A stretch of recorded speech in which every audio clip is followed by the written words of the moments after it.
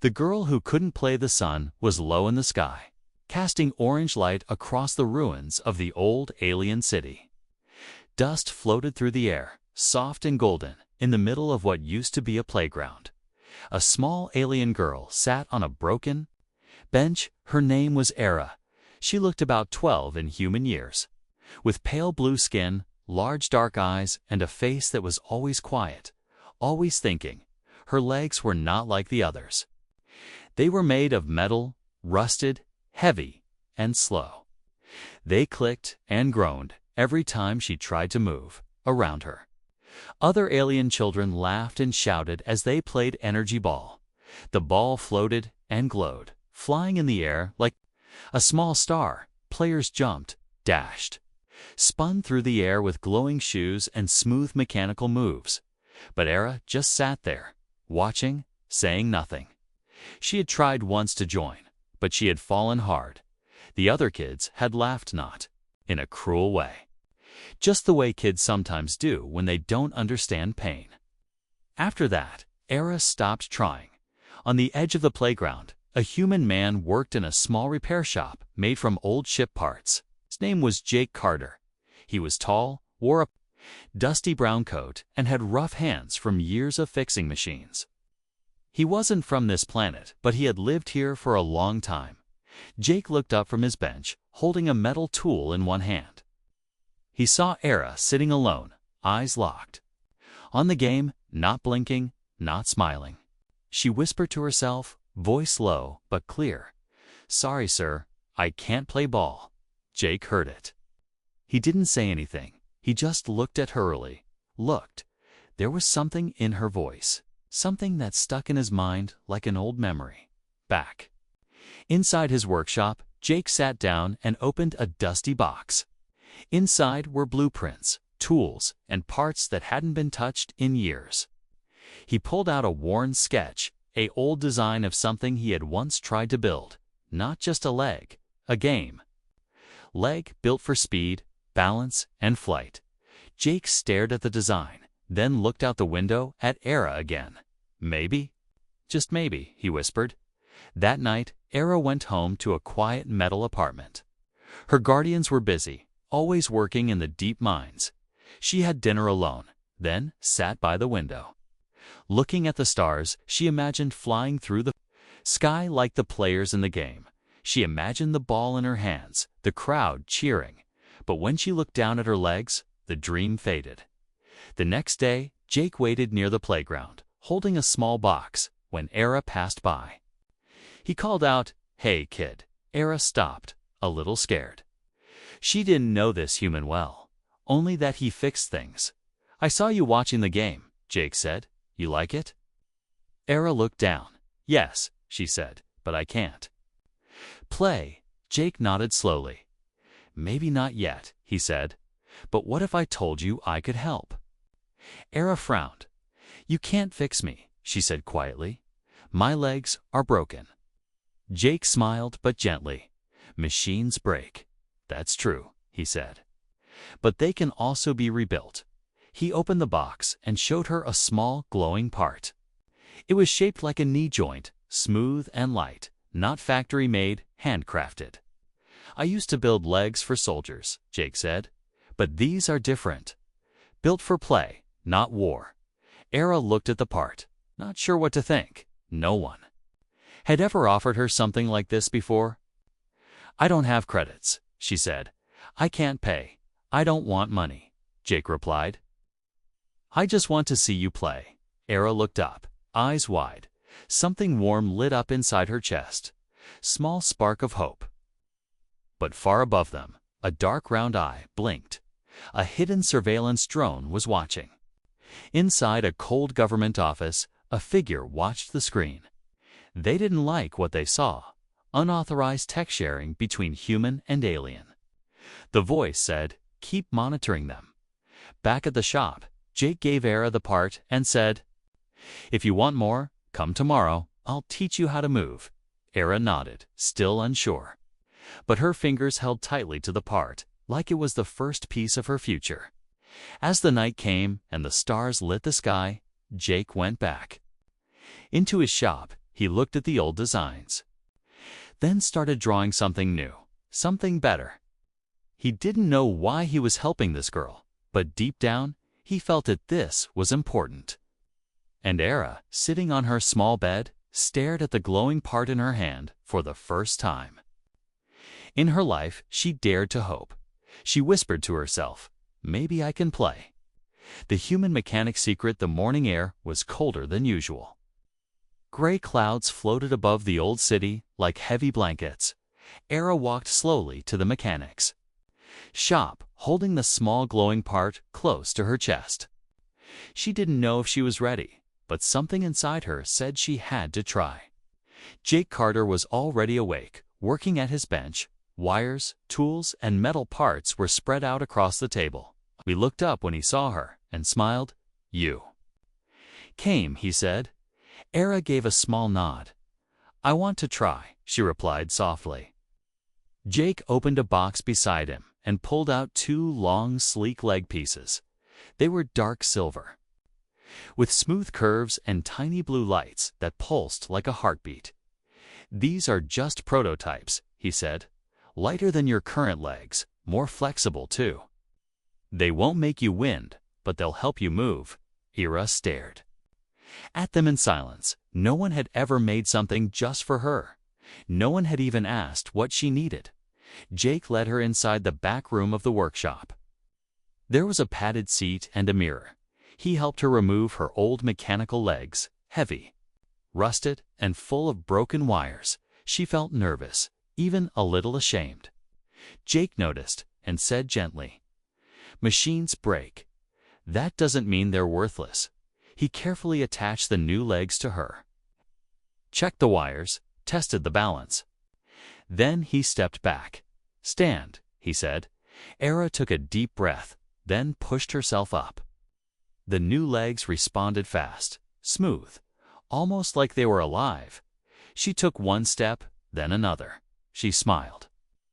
Just a little. Outside, a small drone hovered behind a broken sign, watching everything, recording in silence. Later that day, Jake sat alone in the shop, looking at an old photo. In the picture, he stood beside a human girl with one metal leg and short dark hair. They were smiling, holding a trophy together. He placed the photo down and sighed.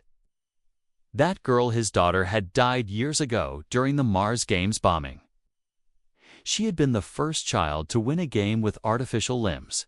He had built her legs, trained her, believed in her. After her death, he had left Earth and never looked back. Era didn't know any of this. She only knew that Jake treated her with respect. He didn't look at her like she was broken. He looked at her like she mattered. The next few days were full of hard work. Jake taught her how to move, how to balance, how to fall and stand again. They didn't talk much, but something grew between them, something quiet and strong. Meanwhile, on the other side of the city, a meeting was held in a hidden chamber. 3 alien officials stood in the dark, watching the drone footage. They didn't like what they saw. "This human is building illegal upgrades." One said, "The girl must be stopped." Said another, "She is a symbol of weakness." One of them leaned forward and added, "Or maybe a symbol of rebellion." Back at the shop, Era was learning fast. She could now jog, turn, even jump a little. Jake marked her progress each day, adjusting the legs, upgrading the parts. But one night, after locking the shop, Jake returned to find the door broken, drawers were open, blueprints missing, his computer smashed. He rushed to the back and checked the hidden folder on his tablet. It was gone, the leg designs, all stolen. Jake cursed under his breath. He knew what this meant. Someone was watching. Someone wanted to stop them. He didn't tell Era the next day. Instead, he smiled and said, "You're doing great." But his eyes were different, more serious, more watchful. Era noticed, "Is something wrong?" she asked. Jake paused, then said, "Just a lot on my mind." She nodded, not pushing him. That night, she trained harder than ever. She wanted to prove she was not weak, not broken, not invisible. and in the shadows of a tall building nearby. The same drone watched, its lens zoomed in on her face, then turned away. Back in the hidden council room, the alien officials made a decision. If she steps onto the field, we'll make sure she never walks again. The wind blew across the city, whispering through the broken walls and shattered towers. Jake stood outside the shop, looking at the stars. He lit a small flame in his handheld torch, the same way he had done when he built his daughters. First leg, now he would build again for Era, because sometimes broken people build the strongest things. Not for glory, but for hope. Era's decision, the city square was filled with lights and banners. Holograms of smiling champions floated in the air, spinning slowly. The annual Youth Energy Ball tournament was coming, and this year it was going to be broadcast across the galaxy. Era stood at the edge of the square, watching as teams trained on practice fields. Their movements were fast and sharp. Like fire dancing through the sky, she could hear their laughter, their confidence. It felt like a different world, one she didn't belong to. Behind her, Jake arrived with a small bag of tools slung over his shoulder. He noticed her expression. "You okay?" he asked. Era nodded, but didn't speak. Her hands were clenched at her sides. "They look strong," she said finally. Jake followed her gaze and nodded. "Yeah," he replied.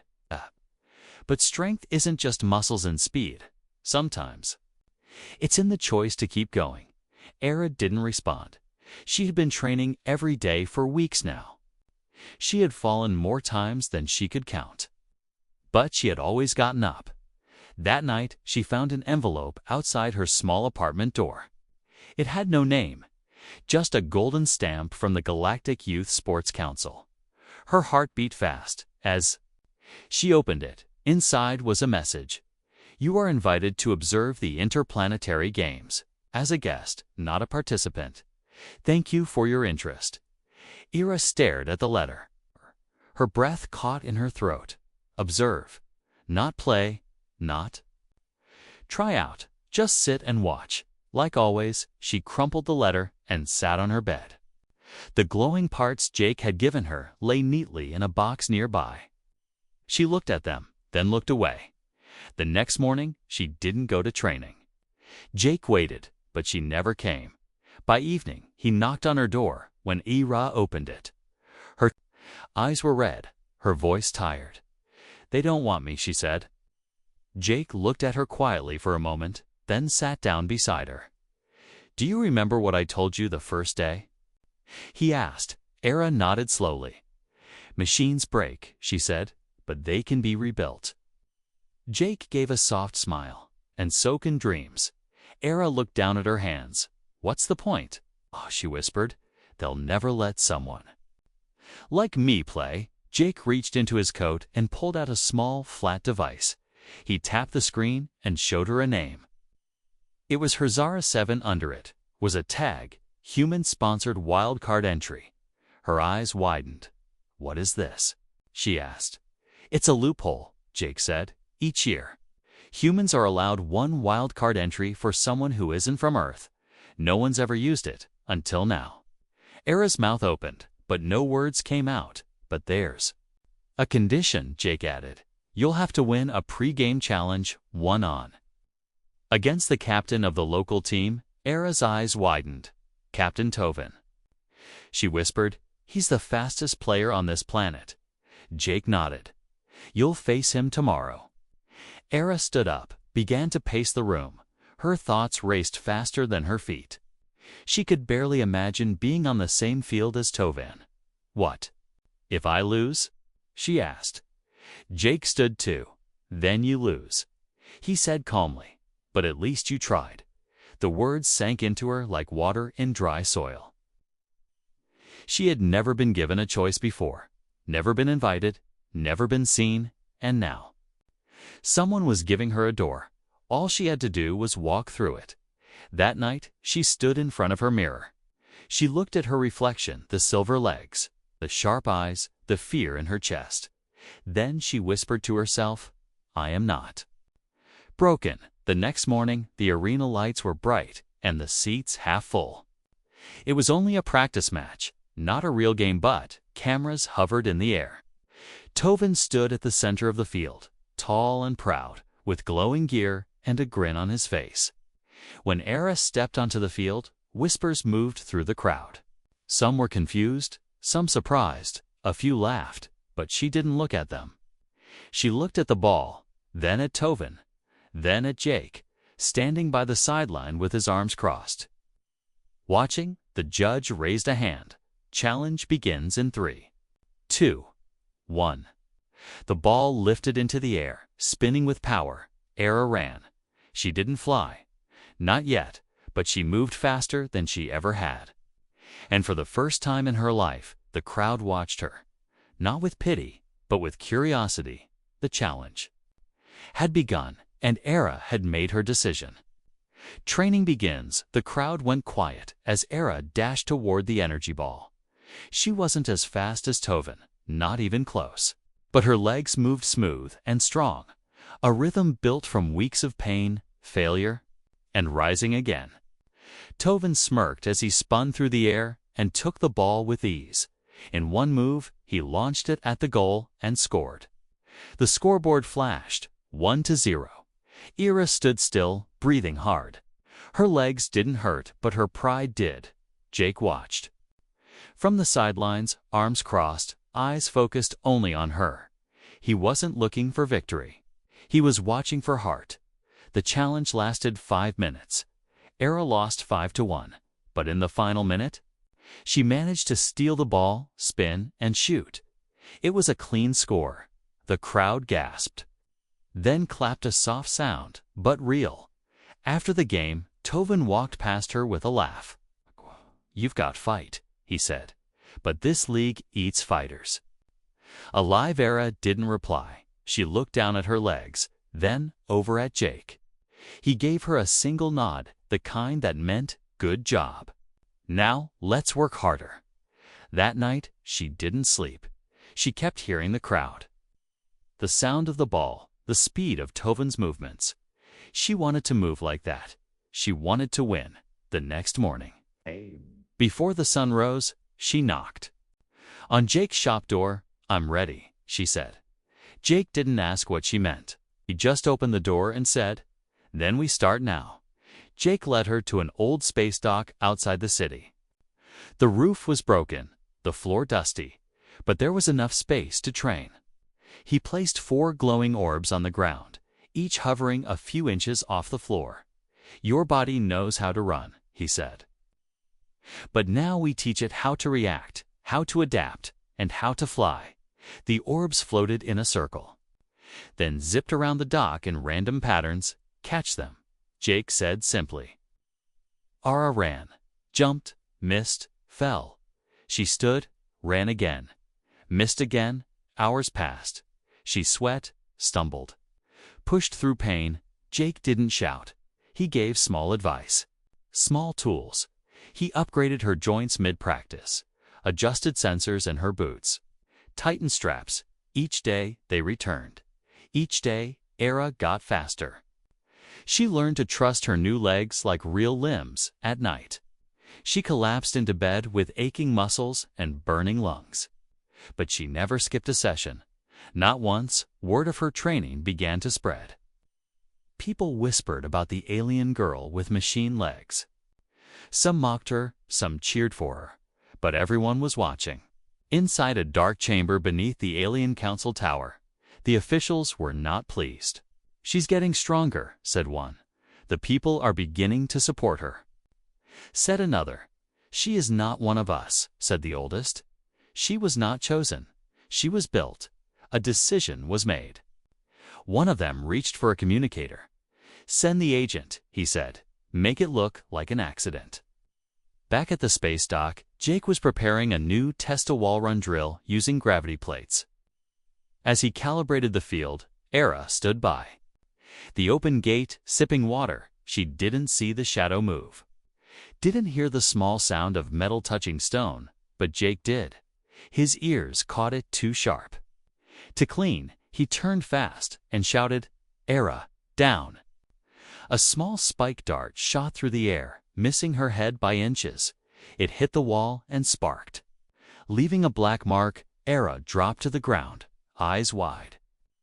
Jake pulled out a shock stick and looked toward the shadows, but whoever was there was already gone. Later, they sat inside the shop in silence. Era's hands were shaking. Jake handed her a warm drink and said quietly, "You've got enemies now." "Why?" she asked. "I haven't done anything. You've done everything." Jake replied, "You stood up, and they don't like that." Era stared into the drink. For the first time, she realized this was more than just a game. It was a fight. Not just for a place in the team, but for what that place meant that night. She sent a message to the tournament board. "I accept the wildcard entry," she wrote. "I will compete the next day." Jake smiled when he saw her walk in, stronger than ever. He handed her a new pair of gloves with grip boosters and said, "Time to fly." The Bantha Arena gates were wide open, banners floated in the air. Glowing with colors from every world, thousands of voices filled the stands, buzzing with energy. The Interplanetary Youth Games had officially begun. Era stood at the back of the entrance tunnel staring at the massive stadium in front of her. Her hands trembled not from fear, but from excitement. She had trained, fallen, fought, and risen. Now, it was finally time. Jake stood beside her, his hand on her shoulder. "You earned this," he said. "Every second you spent training brought you here." Era nodded slowly, her legs hummed with power. Polished and upgraded, she was ready, or so she thought. They approached the registration gate. Era stepped forward and placed her ID chip against the scanner. It beeped once, then blinked red. "Error." The machine said, "Participant not found." Era frowned, tried again, same response. The alien. Gatekeeper looked at her with confusion. "I'm sorry," he said. "You are not listed in the active tournament database." Jake stepped forward, voice calm but firm. She was registered as a human wildcard entry. The official tapped on his datapad, scrolling through the names, then shook his head. "There is no wildcard listed," he said. "No file, no match, no player." Era's chest tightened. "What do you mean?" she asked. "I got a confirmation." Jake pulled up his tablet, showing the entry form he submitted weeks ago. Approved, time-stamped. Sealed with the Galactic Board's digital signature. The official looked nervous now. He took the tablet, whispered into his communicator, and stepped away. Minutes passed. Then a tall figure in a black cloak approached them. His face was hidden behind a thin mask, his voice sharp and cold. "You are not welcome here," he said to Era. "This is a celebration of strength, not charity." Jake stepped forward, angry now. "She earned her place," he said. "She passed the challenge. She trained harder than any of them." The masked man ignored him. He looked at Era, eyes unseen, voice full of judgment. "You are an experiment," he said, "a symbol of weakness. We cannot allow the games to become a circus." Era's heart sank. She wanted to shout, to fight, but no words came out. Jake clenched his fists. "You're afraid of what she represents," he said. "You're afraid that if she plays, others will follow." The man leaned in close too. Jake whispered, "Walk away, human. This is your only warning." Then he turned and disappeared into the crowd. Era stood there in silence. The crowd moved around her like waves, not even noticing she was there.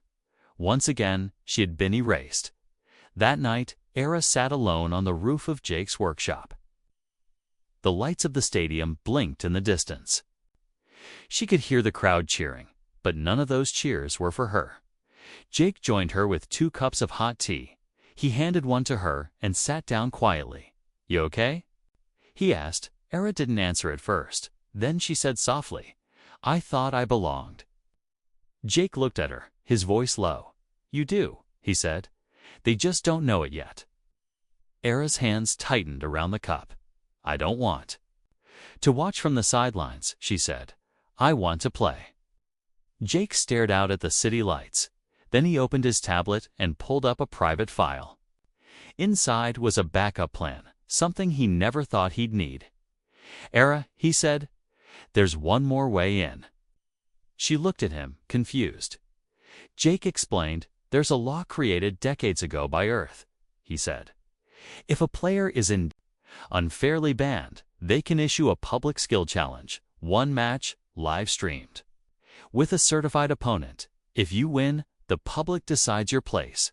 Era's eyes lit up. You mean? I challenge someone. Jake nodded. Not just anyone. You challenge the one who took your spot. Era's face went cold, Tovin, she said, the next day. The challenge was submitted and posted across the interplanetary networks. Jake made sure it was public, visible to every screen, every world. The message read, I, Era 7. Challenge Tovin of Saran to a public match for the right to compete in the youth games. Not for pity, not for charity, but for the right to be seen. People began to notice. Some laughed, some cheered, some protested. The networks buzzed with debate. Who was this girl? Was this just a show, or the beginning of something bigger? Tovin accepted the challenge, smiling to the cameras. If she wants to lose again, he said, I'll be happy to teach her. The match was set for 3 days later. Winner gets the final tournament spot. Loser walks away forever. Back. At the shop, Era stood in the center of the training room. Jake handed her a new visor lighter, sharper, fully synced to her legs. You still want this? He asked. Era looked him in the eye, her voice steady. I'm not walking away. The challenge, the arena, was smaller than the tournament field, but today it felt bigger than any stadium in the galaxy. 2 players stood at opposite ends. One was the star of the home team, Tovin, fast, strong, polished, proud. The other was the outsider, Rare, the girl with mechanical legs and a silent fire in her eyes. Cameras floated above. Ready to broadcast across systems, spectators filled the stands and millions watched from screens. Some were curious, others doubtful, but all eyes were on the field. Jake stood in the crowd, heart pounding. He wasn't just watching a match. He was watching a fight for truth, for justice, for the soul of the games themselves. The judge raised a hand. Skill match, 1-on-1. He announced, winner earns the final youth games spot. Loser forfeits all claims. He paused. Begin. The energy ball rose from the center pad, glowing and spinning. Era took a breath, then ran. Her legs responded fast, smoother than ever. She was lighter now, stronger, balanced. Tovin was already moving, sliding around her with speed like wind. He grabbed the ball and launched it into a fake shot. Era read the move, turned, and blocked it with her shoulder. The crowd gasped. The ball bounced and hovered mid-air. Era jumped, caught it, spun one sand, lost grip.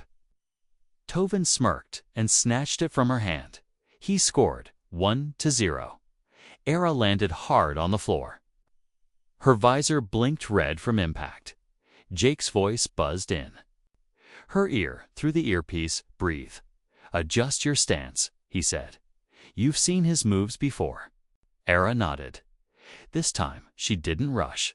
She watched, studied. Let Tovin make the next move. He charged again, confident, but Era was ready. She spun sideways, dropped low, swept his feet, and grabbed the ball. The crowd gasped again, louder.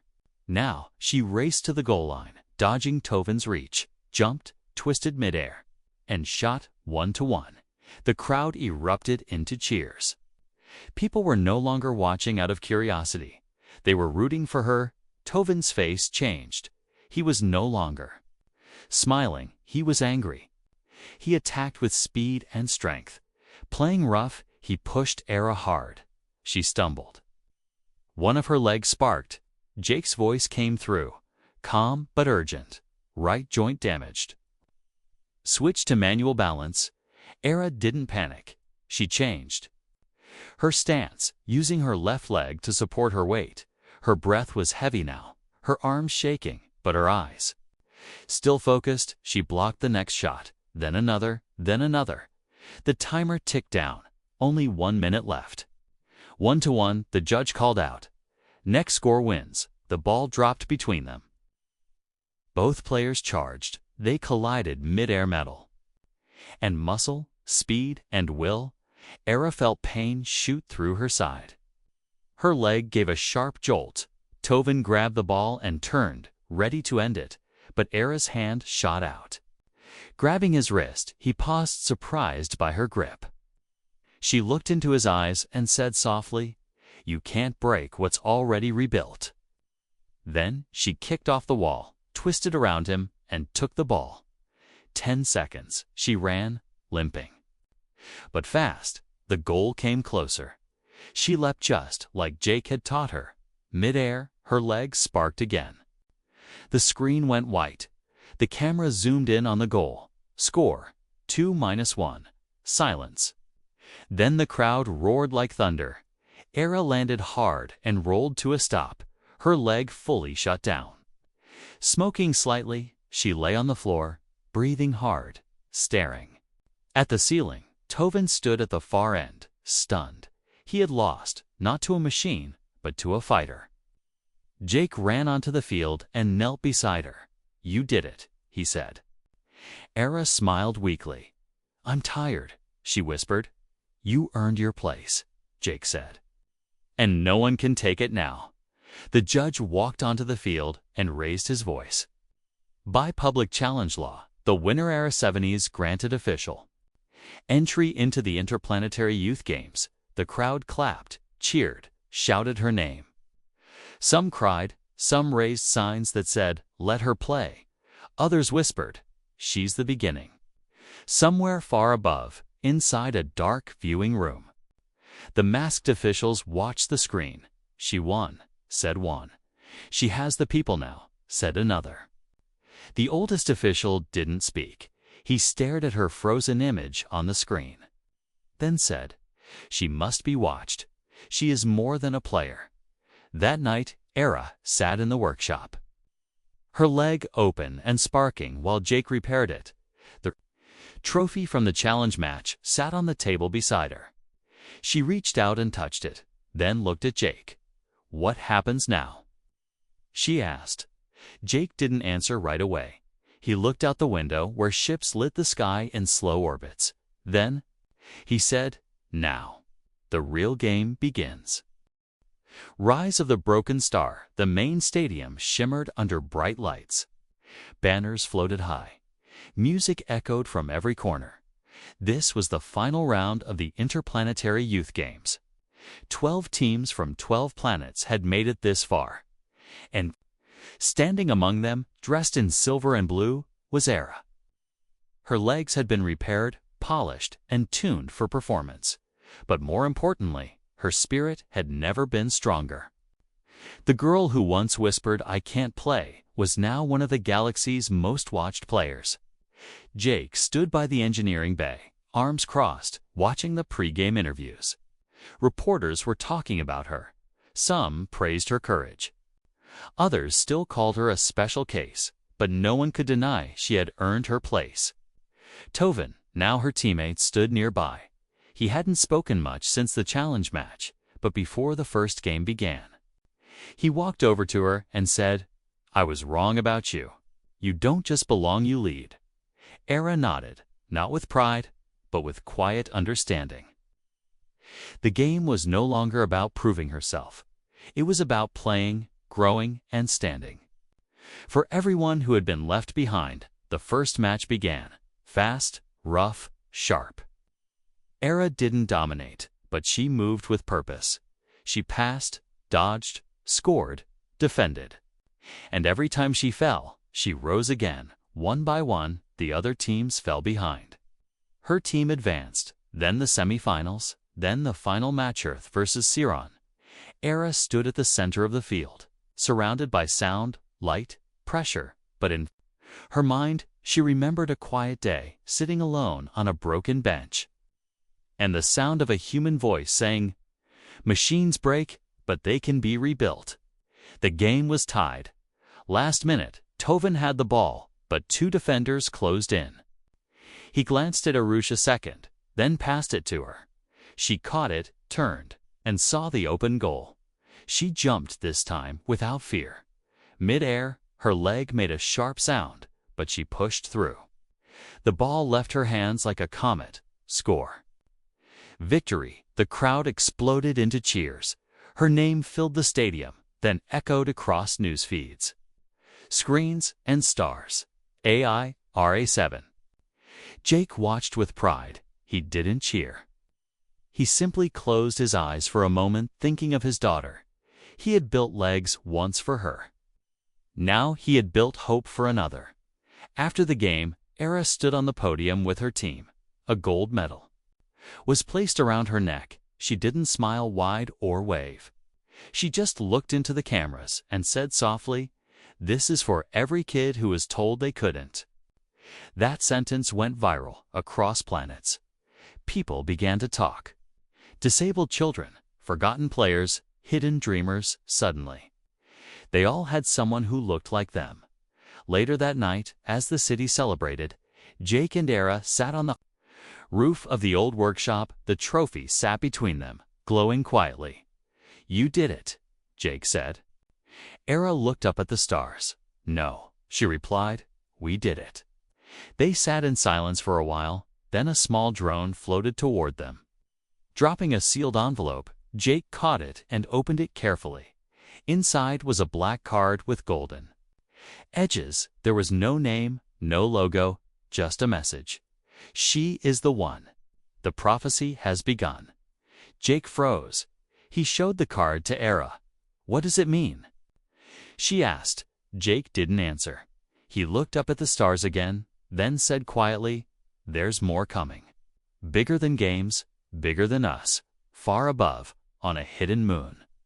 A council of shadowy figures watched her face on a giant screen. They spoke in a language older than Earth, their voices deep and cold. "She has awakened the spark," said one. "She cannot be allowed to rise," said another, back on the rooftop. Era stood and stretched her arms. Her legs clicked. Softly, still tired but strong. "So, what now?" she asked. Jake smiled. "Now we keep building," he said. Because this was never just about the ball, Era looked down at her hands, then at the glowing trophy. She didn't know what tomorrow would bring, but she knew one thing: she wasn't afraid anymore. She had fallen, she had broken. But she had risen, not as a machine, not as a mistake, but as a star.